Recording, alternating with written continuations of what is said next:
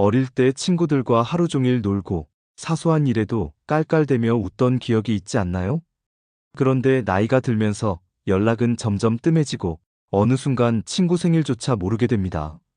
어? 얘 생일이 언제였지? 하면서도 그냥 지나쳐버리는 경우가 많죠. 왜 우리는 점점 친구들과 멀어지는 걸까요? 오늘은 그 이유 세 가지에 대해 이야기해 보겠습니다.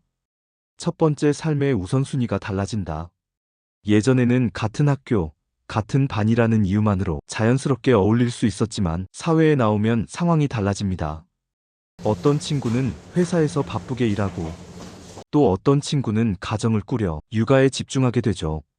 서로의 생활이 달라지다 보니 예전처럼 자주 만날 수 없고 나중에 연락해야지라고 생각만 하다가 결국 흐지부지 되기 마련입니다. 하루 종일 바쁘게 일하고 집에 돌아오면 연락해야겠다고 생각하면서도 피곤해서 그대로 잠들어 버리기도 하죠.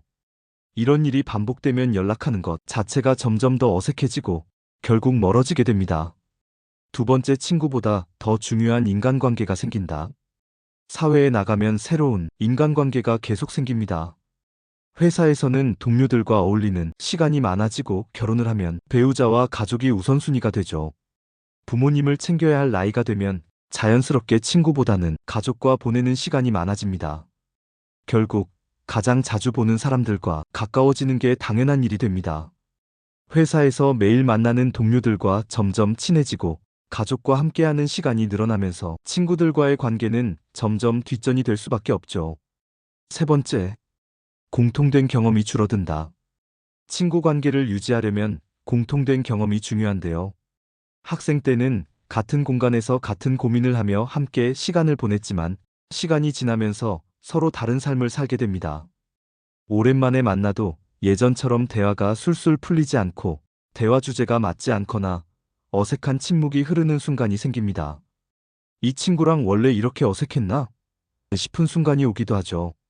공감할 수 있는 주제가 줄어들면 자연스럽게 만남도 줄어들게 됩니다. 그리고 요즘은 SNS가 관계를 대신합니다. 솔직히 말하면 요즘은 직접 연락하지 않아도 친구가 잘 지내는지 SNS로 확인할 수 있죠. 잘 살고 있네 하고 그냥 넘어가 버리는 경우가 많습니다. 문제는 우리가 보는 모습이 그 친구의 전부가 아니라는 겁니다. 겉으로는 잘 지내는 것 같아도 사실은 힘든 시간을 보내고 있을 수도 있거든요. 정말 가까운 친구라면 SNS 좋아요 하나 눌러주는 것보다 직접 연락해서 안부를 물어보는 게 더 중요하지 않을까요? 친구 관계는 노력하는 만큼 유지된다고 합니다. 그렇다면 친구 관계는 결국 사라지는 걸까요? 그렇지 않습니다. 중요한 건 노력입니다. 아무리 바쁘더라도 짧은 연락 한 통, 한 달에 한 번이라도 얼굴을 보는 시간을 가지면 친구 관계는 계속 이어질 수 있습니다. 오랜만에 떠오른 친구가 있다면 망설이지 말고 지금 연락해보세요. 어쩌면 그 친구도 당신의 연락을 기다리고 있을지도 모르니까요. 오늘 이야기가 공감됐다면 좋아요와 구독, 그리고 주변 친구들에게도 공유해주세요. 다음에도 더 좋은 이야기로 찾아오겠습니다.